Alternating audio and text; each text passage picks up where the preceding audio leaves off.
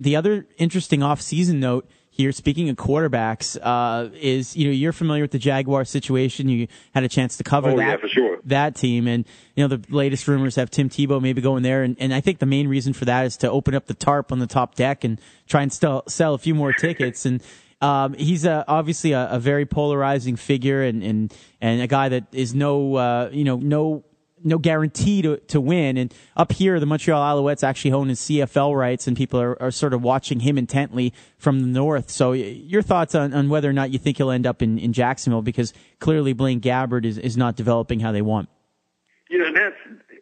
Tim Tebow is an interesting guy because, you were just saying that Montreal owns the rights to him, and obviously that before the draft he worked with Marc Trestman. And,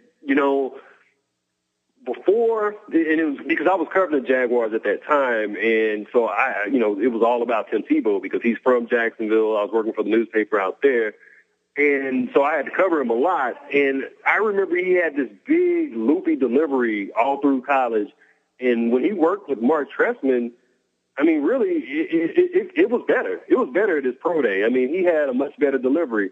Now, it's the interesting part that I see about Tim Tebow is that when you look at these rookie quarterbacks, you look at Russell Wilson, you look at RG3 and guys like that, they cater to offenses around those guys. And with Tebow, it's been like, you're a wildcat quarterback. And that's the only thing they want to see him play. And, I'm not sure that, that suits him because in Florida, he played a lot of what RG3 is playing, what Russell Wilson is playing. And so we've really never gotten the opportunity to see whether Tebow could excel in a system like that. And I think that whatever team he goes to, I think that the offensive coordinator is going to be smart enough this time around to try to utilize some of that stuff. And I can definitively say that Shad Khan, the owner of the Jaguars, he's always been at least a little bit interested in Tim Tebow, but he's been hesitant to pull the trigger on making that happen. But he has been definitely interested for business reasons, I'm told. So, that's definitely something you should watch because I think that he could definitely end up there because, what are they doing with him in New York? His teammates hate him, and Rex Ryan won't play him. So, I think the best thing for him is a change of scenery, and maybe Jacksonville's the best place for him.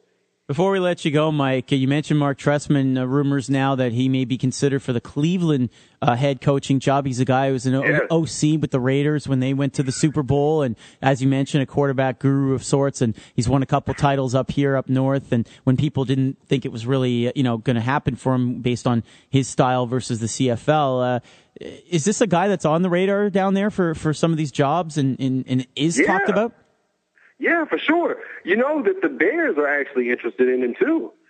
And it's weird because Bears fans were just killing him. And I'm like, no, you need to take a really close look at Marc Trestman's resume.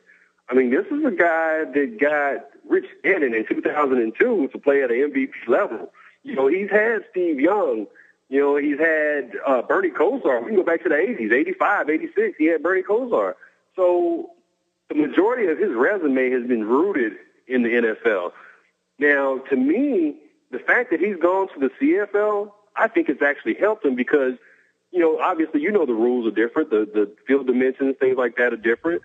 So he's had to adapt and coach that style of football. And by being able to adapt, that shows me that, you can adapt to whatever talent you have around you, whatever team you go to. And, another big thing, and I was joking about this, but I really think it's serious. In the CFL, you've got 3 downs to make it happen. In the NFL, you got 4. So, maybe that helps him offensively in the NFL when he comes back, if he comes back. But no, he's a legitimate candidate. You do know that he interviewed last year in Indianapolis for that job that Chuck Pagano got. Along with the general manager up here as well. Yeah. So he's definitely, he's a legitimate candidate for a lot of jobs up here. And, I'd like to see him get a chance in the NFL. But, one of the things I don't know how it works, but his deal runs through 2016 in Montreal, right? Yeah, but we've seen some exoduses in the past. It's up to the owner and how gracious he is, I would believe. Okay, yeah, I've heard that. I had someone in Montreal, one of my sources out there, tell me that the owner out there is really good about that kind of thing. So, I would be excited to see Marc Trestman in the NFL. And, I mean, he seems like a very intelligent guy. I mean, he's got a law degree, and he's coached at all kinds of places, consultant. He's done everything, man. So I would love to see him get a shot in the NFL. Every year in the offseason, the coaches end up spending time with him in his North Carolina, home. So it would have been interesting to see him considered for the North Carolina job as well, or the Carolina Panther job as well. But anyway. Oh, yeah, he could do. You know what? He could have done some things with Cam Newton out there. For sure. Sure, man. That's definitely true. He is Mike C. Wright. You can check out ESPNChicago.com and also follow him on Twitter. It's a great follow as well there. Mike C. Wright with a W, obviously, for Wright. Thanks so much, Mike. Appreciate your time tonight. All right, Matthew. Have a good one.